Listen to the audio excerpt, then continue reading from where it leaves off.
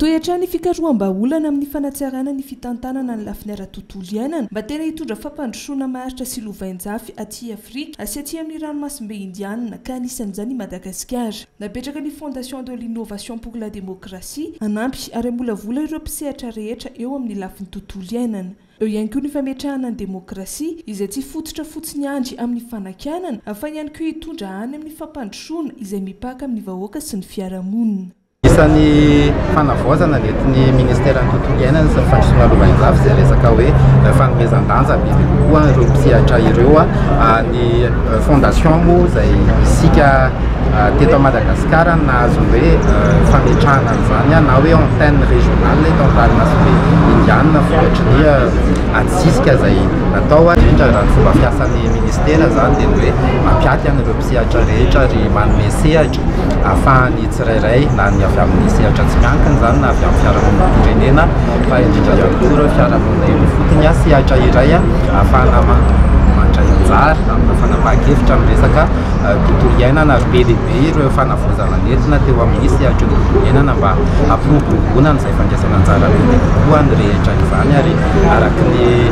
lohahevitra dia colloque na fitonambe eto amin'ny faritra ranomasimbe indianina ity moa dia ny hoe demokrasia substantive karazana demokrasia izay tsy hoe demokrasia tsy hoe fifidianana fotsiny ihany no misy azy fa hoe fandraisana andraikitra bebe kokoa ary isika malagasy isika afrikanina dia manana ny demokrasia mampiavaka antsika alohan'ny tonga ny demokrasia ny tandrefana dia izay demokrasia tena fanefotiny izay zany hoe fampandraisana anjara rehetra raha ny hoe ny hevitra maro mahatangadavitra araka ny teodraantsika dia hoe ahoana ny fomba fampiasana bebe kokoa anjara any tsirairay any rehetra ao anatin'ny fanapahan-kevitra ara-tontolo mba tsy hoe any fanjakana irery ihany io ary tsy araka anampy any fanjakana rehetra satria ny fanjakana fotsiny resaka tontolo iainana fa hoe mampiaty amin'ireo mpisehatra rehetra mba ahafahantsika mandeha makany amin'ny lalana ahitana fahombiazana kokoa. Ilaina ihany koa ny mpikaroka sy ny fikarohana ao anatin'izay resaka tontolo iainana sy demokrasia ny fampandrosoana izay ho hiatrany ny fanampam-panazavana. Le izy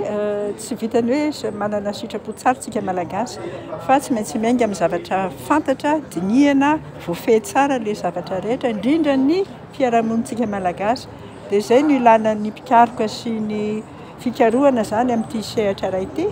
ary indrindra aty Madagasikara tsisy ngeza loatra Madagasikara ary tsisy mitovy ny fomba fiarahamonitsika malagasy dia izay no ilana le fikarohana satria samy hafa avokoa ny fomba iainantsika le demokrasia. Misy vitany resaka eo anivona fokon'olona, misy tsy maintsy any ambanin'ny kily no resaka le vahoaka sy le fokon'olona. Be dia be zany ny sehatra azo andraisan'ny rehetra anjara ka izay indrindra no ilana ny fikarohana tompoka ary nafinaritra amin'ity indray mitoraka ity dia na ny fikarohana tsy miankina ry zareo Université Catholique mandray anjara ny Université Antananarivo neny Antsiranana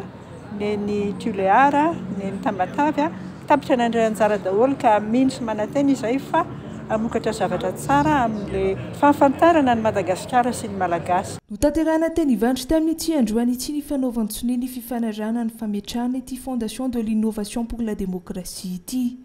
Isika teto Madagasikara no safidiana hapetrahan'ny Fiaonambe izay mbola hitora ampitso 4 Martsa noho ny andraikitra ara-stratejika sahantsika amin'ny famokarana sy ny fizarana ny fahalalana ara-demokratika sy ara-tontolo iainana ao amin'ny faritra Indo-Océanique araka ny voalaza hatrany. Anisan'ny nandray anjara tamin'ity Fiaonambe ity ny Ministeran'ny Raharaham-bahiny, ny Ministeran'ny Fampianarana ambony sy ny fikarohana ara-tsiantifika, ny Ministeran'ny tontolo iainana sy ny fampandrosoana lovain-jafy ary ny firaisamonim-pirenena.